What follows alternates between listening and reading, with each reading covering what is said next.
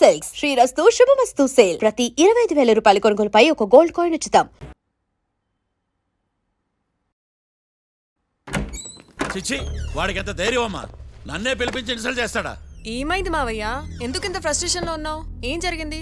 వాడు కన్సల్టింగ్ అని పిలిచి నన్ను ఇన్సల్ట్ చేస్తాడా? వాడికి నా రిజల్ట్ ఏంటో చూపిస్తానమ్మా. అసలు ఎందుకు రమ్మన్నాడు? ఎవిడెన్స్ ఫైల్స్ కోసం. ఎవిడెన్స్ ఫైల్సా? మరేవి? తీసుకోలేదు. ఎందుకు తీసుకోలేదు? అలవాటు లేదు. ఏంటి? వాడు ఎవిడెన్స్ ఫైల్స్ ఇస్తే నేను తీసుకోవాలా? వాడు సుమతి శతకాలు. ఎవిడెన్స్ ఫైల్స్ తీసుకోలేదా? లేదు. తీసుకోలేదా? అరిగిపోయిన గ్రామ్ ఫోన్ రికార్డ్ లాగా 100 సార్లు అడుగుతావేంటమ్మా? అక్కడ నా జరిగింది సన్మానం కాదు, అవమానం. కోర్ట్ రూల్స్ ప్రకారం ఎవిడెన్స్ ఫైల్స్ తీసుకోవాలి. ఎవిడెన్స్ ఫైల్స్ చూస్తేనే కదా కేసు ఏంటో అర్థమయ్యేది. కోర్టు రూల్సా? అంటే తెలిసి మళ్ళీ నేనేమైనా తప్పు చేశానా? బా మావయ్య, ఒకసారి నా జాతకం నేనే చూసుకోవాలి.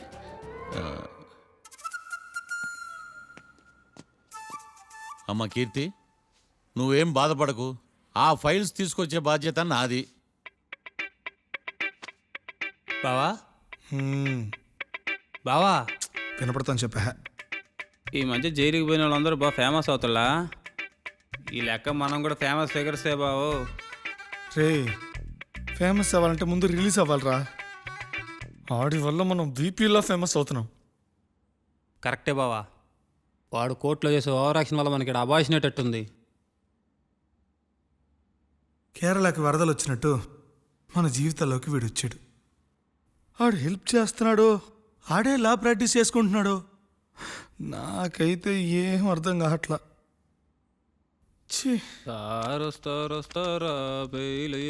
ఇస్తారా అయ్యా, వాడైతే మనకి కేసులో గెలిపిస్తాడని నమ్మకమేలే. ఫస్ట్ డే నుంచి వాడిని మనం నెగిటివ్ గానే చూస్తున్నాం. అది కరెక్ట్ కాదు. ఒకసారి పాజిటివ్ గా చూద్దాం. నాకెందుకో వాడు మనల్ని కేసులో గెలిపించి మన జీవితాల్లో దీపాలు వెలిగిస్తారన్న నమ్మకం నాకుంది.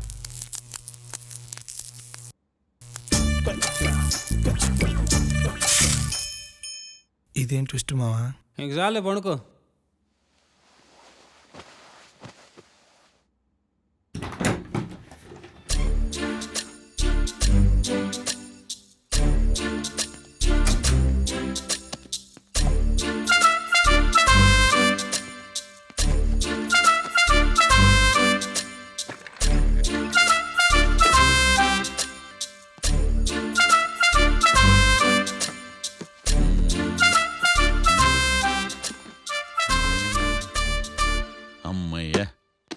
దొరికిందిలే దొరికిందిలే.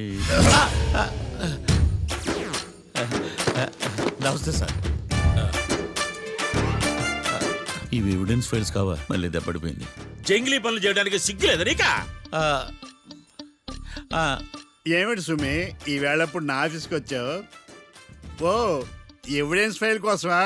ఇది సినిమా కేసులకు సంబంధించిన ఫైలు. లా ఒక్కింత లేదు, చదివాడు గాని. ఒక్కలో తమను పగలంటారా నీ బోందా? School పిల్లకాయ rubber మింగేసినట్టు గమ్మునుంటావేంది? మాట్లాడు. ఎవిడెన్స్ ఫైల్ ఇచ్చినప్పుడు తీసుకోకుండా ఇప్పుడు వచ్చి గుడిసాడు పనులు చేయడమేంది? అప్పుడు తీసుకోవాలనిపించలేదు, ఇప్పుడు అడగాలనిపించలేదు, అందుకే ఇలాగా. చూసారా సార్, సిగ్గు లేకుండా ఎంత మూర్ఖంగా మాట్లాడుతున్నాడు. ఈడొకడు సుమి సుమి అంటూ నా ప్రాణాలు తీస్తున్నాడు. సార్, ఎప్పుడు నెగిటివ్ గానే మాట్లాడతారు, పాజిటివ్ ఉండదా? ఏం ప్లేడరో గొంతు లేస్తుందే. బ్యాట్స్మెన్ బౌలర్ కలిసి ఎంపైర్ని దెబ్బేసినట్టు మీ ఇద్దరు కలిసి నన్ను టార్గెట్ చేశారండి సార్. అసలు నువ్వు చేసిన పనికి పోలీస్ కంప్లైంట్ ఇవ్వాలి. ఈ విషయం బయటికి తెలిసిందనుకో పరువు పోదు సార్. ఇది ఏమన్నా బయటికి చెప్పుకునే విషయం అండి? పరువు వద్దని తెలిసినప్పుడు ఎందుకు చేశావు? నీ తెక్క దశలు చూస్తా ఉంటే నా రక్తం ఏరులై పారుతుంది. పెన్నా నదిలోనా కృష్ణా నదిలోనా సార్? చింత పిక్కల సాకులు చెప్పడానికి సిగ్గులేదు నీకా? సరే సార్, నేను బయలుదేరుతున్నాను. ఆగో, ఇదిగో ఏకాంతమో ఆ ఎవిడెన్స్ ఫైల్ ఇచ్చి వీడి పీడ వదిలించకూడదా? ప్లీజ్. సరే సార్. ఇట్లా అందరికి చెమటలు పెట్టించే బదులు బెయిల్కి అప్లై చేయొచ్చుగా. బెయిలా? దేనికి? బెయిల్ దేనికంటావేంది? బెయిల్ దేనికిస్తానో నీకు తెలియదా? నీకు తెలుసా? ఒక్క లాయర్ జడ్జి అడిగే ప్రశ్న ఇదే. ముచ్చుకో మాలూం. మాకు మాలూం. అయితే అప్లై చేయొచ్చుగా. మీరు ఎప్పుడు పడితే అప్పుడు బెయిల్ ఇస్తే నేను తీసుకోనండి. నాకు అవసరమైనప్పుడే నేను తీసుకుంటా.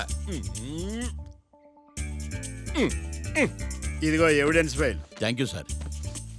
ఎవరి చేతనా చదివించుకో, బయలుదేరు. పైత్యానికి కూడా ఒక పద్ధతి ఉంటది, పిచ్చికి కూడా ఒక ప్రోగ్రెస్ ఉంటది. వీడిది పిచ్చో పైచో అర్థం కావలేదబ్బా. ఎర్రి. వాడు చెప్పింది కరెక్టే అండి. ఆడికా మనక ఎర్రే.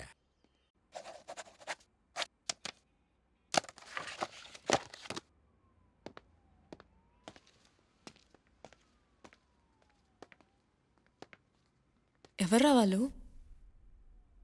Bank staff. ఏంటి అంత సీరియస్గా ఆలోచిస్తున్నావు? నన్ను జాబ్లో సస్పెండ్ చేశారు. వాట్? నేరం రుజువైన నిర్దోషం ప్రూవ్ అయ్యే వరకు నేను తిరిగి జాబ్లో చేరలేను. నేను తప్పకుండా కేసు నుంచి బయటకు తీసుకొస్తాను. నాది బాధ్యత. అనవసరంగా నువ్వు నా వల్ల చాలా సఫర్ అవుతున్నావు. నాకు నీ మీద ప్రేమ ఉందని గుర్తుపెట్టుకున్నాను, కానీ స్వార్థం ఉందని గుర్తించలేకపోయాను. అందుకే ఒక నిర్ణయానికి వచ్చాను. ఏంటది? మనం మనం విడిపోదాం. వాట్? అసలు ఏం మాట్లాడుతున్నావు అర్థమవుతుందా నీకు? ఇప్పుడున్న సిచ్యువేషన్లో నేను ఈ కేసు నుంచి బయటపడతానా, అసలు బయటకు వస్తానా లేదా అన్న గ్యారంటీ లేదు. నేరం రుజువైతే ఎన్నేళ్ళు శిక్ష పడుతుందో కూడా తెలీదు. నా ఫ్యూచర్ ఎలాగో నా చేతిలో లేదు. నీ ఫ్యూచర్ రిస్క్లో పడుతున్నామని భయంగా ఉంది. ప్రేమకి భవిష్యత్తుకి మధ్యలో భయం ఒకటి ఉందని గుర్తు చేస్తున్నావా? ప్రేమ భయానికి లమ్మకపోయినా భవిష్యత్తుకి భయపడాలిగా. ప్రేమించిన అమ్మాయి కలలో చూస్తూ ప్రపోజ్ చేయడానికి రాని ధైర్యం బ్రేకప్ చెప్పడానికి మాత్రం ఎలా వస్తుంది? నా ప్రేమని సంతోషానికి కారణం అవ్వాలనుకున్నాను, కానీ అదే కన్నీళ్ళకి కారణం అవుతుంటే నేను తట్టుకోలేకపోతున్నాను. ప్రేమించిన వాళ్ళ కోసం వచ్చే కన్నీళ్ళు విడిపోవడానికి కాదు, కలిసి ఉండడానికి. ప్రాబ్లమ్స్ ఉన్నప్పుడు పోరాడాలి, భయపడి పారిపోవడం ఏంట్రా? వేరువేరుగా ఉన్న మన ఇద్దరిని ప్రేమ ఒకటి చేసింది. ఒకటిగా ఉన్న మనం ఎప్పటికీ వేరవ్వలేం. I love you. Love you two.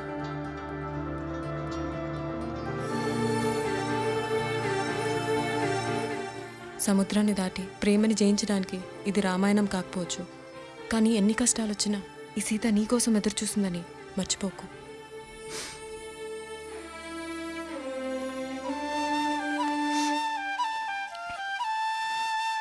Sorry బావా, ఇదంతా నా వల్లే జరిగిందిరా.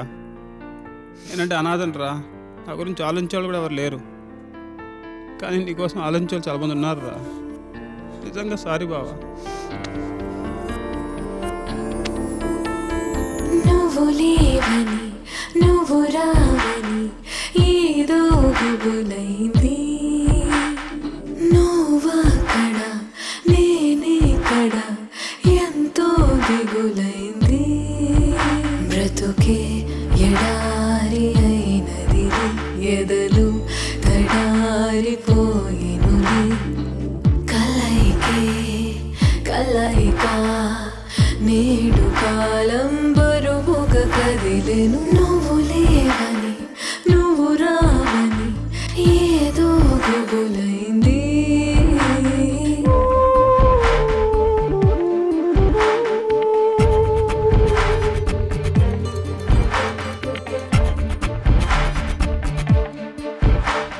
తొలి వాళ్ళ పూలే గురుతూచని, ఆదల పూలే మది కూర్చని.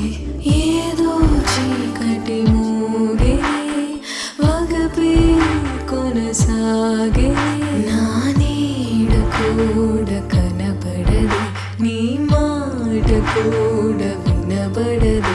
ఏనాడు తోడుగాను లేక నువ్వు లేవని నువ్వు రావని ఏదో గుబులైంది. నువ్వక్కడ నేనిక్కడ ఎంతో దిగులైంది.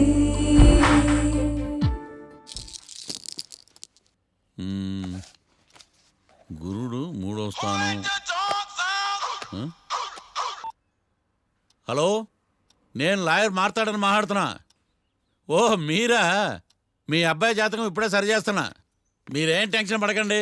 మీ అబ్బాయి పెళ్ళికి మంచి ముహూర్తం పెట్టే బాధ్యత నాది. నన్ను నమ్మండి. ఉంటాను. ఎవరు మావయ్య ఫోన్లో ముహూర్తం పెడతానంటున్నారు? అదేనమ్మా, కొత్త కేసు ఒకటి వచ్చింది. టేకప్ చేసే ముందు మంచి ముహూర్తం చూద్దామని. కొత్త కేసు ఏంటి మావయ్య? ముందు నువ్వు కూర్చోమ్మా, అసలే ఎండను పడొచ్చావు. ఇంకేంటమ్మా కబుర్లు? ఇప్పుడు మళ్ళీ కొత్త కేసు దేనికి? ఉన్న కేసుకే బెయిల్ అప్లై చేయట్లేదు నువ్వు. చూడమ్మా, బెయిల్ తీసుకోవటం నాకు చేతగా కాదు. నా ఫస్ట్ కేసులో డైరెక్ట్గా వాళ్ళు కేసు గెలిచాక బయటికి రావాలి, అంతేగాని బెయిల్ తీసుకుని బయటకు వస్తే నాకు అవమానం, నన్ను నేను తగ్గించుకున్నట్టు అవుద్ది. ఇది నా సెంటిమెంట్ అమ్మా, నేను ఫిక్స్ అయ్యా, నువ్వు కూడా ఫిక్స్ అయిపో, అంతే అంతేనా? అంతే. Sir snacks time. ఈసారి ఏ గుళ్ళోదిరా? గుళ్ళోది కాదు, మా ఇంటర్ కైప్సాం భజన జరుగుతుంటే 2 దండాలు పెట్టి 4 కప్పులు తెచ్చేసా.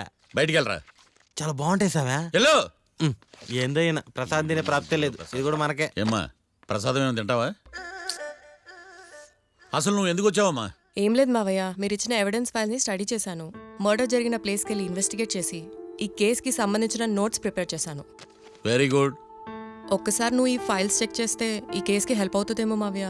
అది అక్కడ పెట్టేళ్ళమ్మా, నేను తర్వాత చూస్తా కదా. ప్లీజ్ మావయ్య చూడండి ఒకసారి. అలాగేనమ్మా, అక్కడ పెట్టు. నువ్వు బయలుదేరు. రే పాపకు ఒక ఆటో చెప్పు. ముందు ఈ జాతకం సంగతి చూడాలి. యువర్ ఆనర్, ఈ కేసు ఇన్వెస్టిగేషన్ సంబంధించిన పేపర్స్, ఫోటోస్, ఎవిడెన్స్ కాపీస్ ని కోర్టు వారికి సబ్మిట్ చేస్తున్నాను.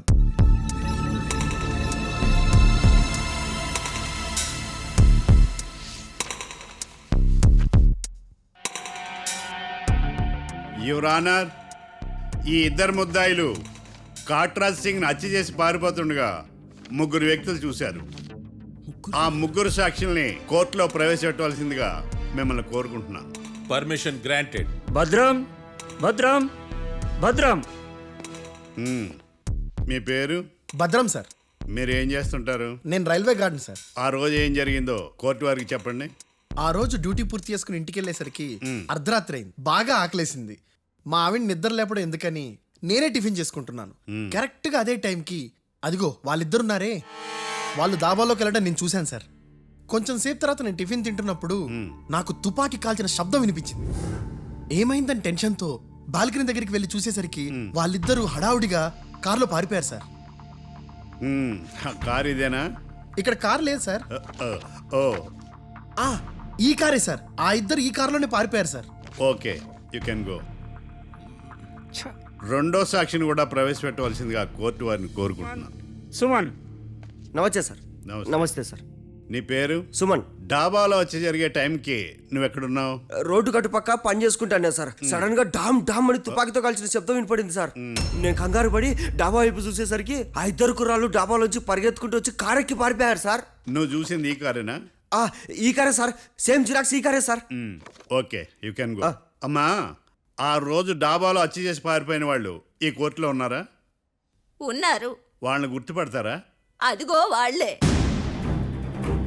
యువర్ ఆనర్, ఈ 3 చెప్పిన సాక్ష్యాధారాల ప్రకారం వీళ్ళు నేరం చేశారని రుజువైంది.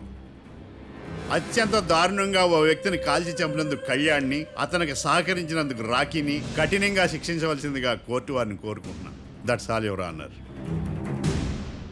మిస్టర్ డిఫెన్స్ లాయర్,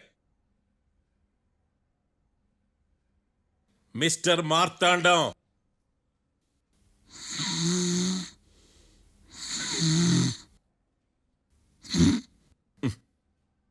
కోర్టులో నిద్రేందయ్యా?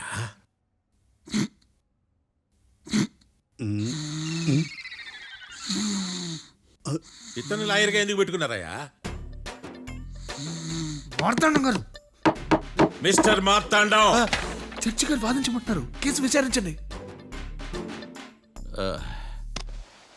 సార్, ఆ ఏకాంతం చెప్పిందంతా సొల్లండి, వాడి మాటలు నమ్మకండి. That's all your honour. దీన్ని తీవ్రంగా ఖండిస్తున్నా యువర్ ఆనర్. ఇతను సొల్లు గిల్లు అని అన్పార్లమెంటరీ లాంగ్వేజ్ వాడుతున్నాడు. లా చదివాడా, ఎల్కేజీ చదివాడా? నేను కూడా తీవ్రంగా ఖండిస్తా ఉండాలి లేవయ్యా. మీరు కూర్చోండి. సొల్లు అనే మాటను కోర్టు రికార్డుల నుంచి తొలగిస్తున్నాను. Mister Martandam, yes sir. లేచి నిలబడవయ్యా. నువ్వు ఇంకొకసారి కోర్టులో సొల్లు మాటలు మాట్లాడావంటే నీకు నాన్ బెయిలబుల్ వారెంట్ ఇష్యూ చేస్తాను. Sorry sir. సాక్షులు ఇచ్చిన స్టేట్మెంట్స్ ప్రకారం నీకేమైనా డౌట్స్ ఉంటే నువ్వు వాళ్ళని విచారించవచ్చు. అబ్బే, వాళ్ళతో నాకు పెద్ద పరిచయం లేదండి. కానీ ఒక డౌట్ ఉంది. ఏందద్యా? వాళ్ళు నిజమైన సాక్షులా, దొంగ సాక్షులని? దొంగ సాక్షులా? అసలు ఆ డౌట్ నీకెందుకు వచ్చింది? అదే సార్, ఆ ఏకాంతం వాళ్ళని విచారిస్తున్నప్పుడు వాళ్ళు బట్టి బట్టి మరీ చెప్తున్నారండి. బట్టి బట్టి చెప్పడం ఏంట్రా? వాళ్ళు బట్టి బట్టినట్టు నీకెలా అర్థమైంది? ఎందుకంటే నేను కూడా బట్టి బట్టి చెప్తాను కాబట్టి. ఆహా, ఇది నిజం సార్. నీ ఎర్రి ఇంకా తగ్గలేదురా. కోర్టులో నిద్రపోయినందుకు గాను డిఫెన్స్ లాయర్ మార్తాండం గారికి 3,000 రూపాయల జరిమానా మరియు 18 గంటలు జైలు రిమాండ్ విధించడమైనది. నీకు దండంరా నాయన. ఈడేనా రోజు జైలుకి వస్తున్నాడా? ఈ కేసును ఎల్లుండికి వాయిదా వేయడం అనేది.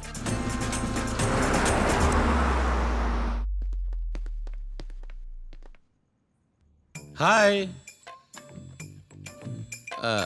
అర్థమైంది. రాత్రి జైల్లోనే మిమ్మల్ని ఇద్దరిని కలుద్దాం అనుకున్నానయ్యా. కేసు గురించి బాగా స్టడీ చేయటం వలన హాయిగా నిద్ర పట్టేసింది, అందుకే కలవలేకపోయాను. కలిసి ఉండాల్సింది, కస్తీరా కప్పెట్టేసేవాళ్ళం. ఈ కేసులో సాక్ష్యాలు చాలా బలంగా ఉన్నాయ్యా. అవతల ఏకాంతం గాడు వాడి తెలివితేటలతో సాక్షులందరినీ హిప్నటైజ్ చేశాడు. అందువల్ల అందరూ ఒకే పాట పాడుతున్నారు. నేను కూడా అతి తెలివితో ఆలోచించి ఒక నిర్ణయానికి వచ్చాను. మనం సాక్షులను మార్చేద్దాం. మార్చాల్సిన సాక్షుల్ని కాదు, లాయర్ని. What puppies you are talking? Sir నేను లాయర్ని మార్చాలనుకుంటున్నాను సార్. నువ్వు ఉండు. ఒరే, దొంగ నోట్లు మార్చినట్టు లాయర్లు మార్చడం ఏంట్రా? నో, ఈ మిషన్ ఇంపాసిబుల్కి నేను ఒప్పుకోను. సార్ ఈ జనరేషన్లో లాయర్స్ చాలా అప్డేటెడ్గా ఉన్నారు, మీరుగా అవుట్డేటెడ్గా లేరు. ఒరే, మీ జనరేషన్లో రామాయణం అంటే కిడ్నాప్ కేసు అని, మహాభారతం అంటే ప్రాపర్టీ కేసు అని భ్రమలో ఉన్నారు. కాస్త ఓపిక ఉండాలరా దేనికైనా. అయినా నేను శంకుస్థాపన చేసిన కేసులో వేరే ఎవడో గృహప్రవేశం చేయడం ఏంటి? ఇది చీటింగ్. ఇది నువ్వు పెట్టే టార్చర్ చీటింగ్ కాక నీకు దండే దండమేడమంటా? ఒరే, నా మాట వినండిరా. ఆ సాక్షులు నేను విచారిస్తాను. నాకు ఒక అవకాశం ఇవ్వండి. జైల్లో ఏం చేస్తున్నారా ఎంత ముందుగా ఉన్నారు? ఒరే, నాకు ఒక అవకాశం ఇవ్వండి. మీ తరపు నేను వాదిస్తాను. డోడ్ పోయేదే ఉంది, మహా అంటే ఇంకో వాయిదా. నువ్వు ఏందే ఈ కేసులోంచి నువ్వు బయటపడ్డా వేరే చీటింగ్ కేసులో నేను లోపల దోస్తా. ఎప్పుడు వెళ్ళాలి చెప్పు, ఇద్దరం కలిసి వెళ్దాం. మావయ్య నువ్వు ఉండమ్మా. అన్ప్రొఫెషనల్ ఖైదీస్ అని వీళ్ళంతా చూస్తా. నువ్వురా. మావయ్య, కళ్యాణ్ ఆ డెసిషన్ తీసుకోవడంలో తప్పులేదురా, కానీ కొత్త లాయర్ అంటే కేసు మళ్ళీ మొదటికి వస్తుంది. నువ్వు ఇంకేం చెప్పద్దు. ఇంతవరకు కోర్టులో జరిగిన అవమానం చాలు. ఈ మావయ్య విషయంలో నేను తీసుకున్న రిస్క్ చాలు. వదిలే. అలా మాట్లాడుకు ప్లీజ్. మావయ్య కోసం కాకపోయినా నా కోసం ఒప్పుకోరా ప్లీజ్ రా, ప్లీజ్. ఈ ఒక్కసారికి నా మాట వినరా. నీ ఇష్టం తీసుకోపో.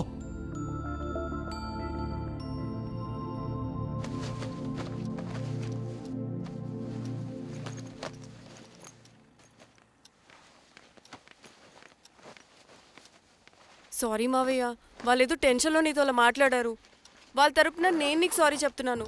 ఈ కేసుని వాదించడానికి రాఖీ కూడా ఒప్పుకున్నాడు మావయ్య. కళ్యాణ్ కొత్త లాయర్ని పెట్టుకున్నా నా కోసం రాఖీ తరపున నువ్వే వాదించు ప్లీజ్ మావయ్య. చాలమ్మా. పెళ్లి చేసుకోకుండా సన్యాసినయ్యాను. ఈ కేసును వాదించి సన్నాసనయ్యాను. ఇక చాలు. నాకు నువ్వు ఒక్కడివే హోప్. ఎలాగైనా ఈ కేసుని వాదించు, రాఖీని రిలీజ్ చేయించు మావయ్య. రాఖీ లేకుండా నేను బ్రతకలేను. మీలాంటి వాళ్ళకి ఎలాంటి వాళ్ళని లవ్ చేయాలో క్లారిటీ లేదు. తొందరపడి ప్రేమించడం, ఆ తర్వాత బాధపడటం. ఇప్పటికైనా చెప్తున్నాను, ఆ రాఖీ గారిని ప్రేమించి నీ జీవితాన్ని సర్వనాశనం చేసుకోకు. వాడి లవ్కి బ్రేకప్ చెప్పి నువ్వు కూడా నాతో పాటు వచ్చేసాయి. వాడి పాపను వాడే పోతాడు. నెవర్. రాఖీకి దూరంగా బ్రతకడం నా వల్ల కాదు మావయ్య. 100 ఫెయిల్యూర్ లవ్ స్టోరీలో నీదొక బోడీ లవ్ స్టోరీ. నువ్వు ఆఫ్టర్ ఆల్ వాడి లవర్వి. నువ్వేదో వాడికి భార్యలాగా, వాడేదో నీ మొగుళ్లాగా ఓ ఫీల్ అయిపోతావేంటి? అవును, వాడు నా మొగుడే, నేను అతని భార్యనే. అమ్మా,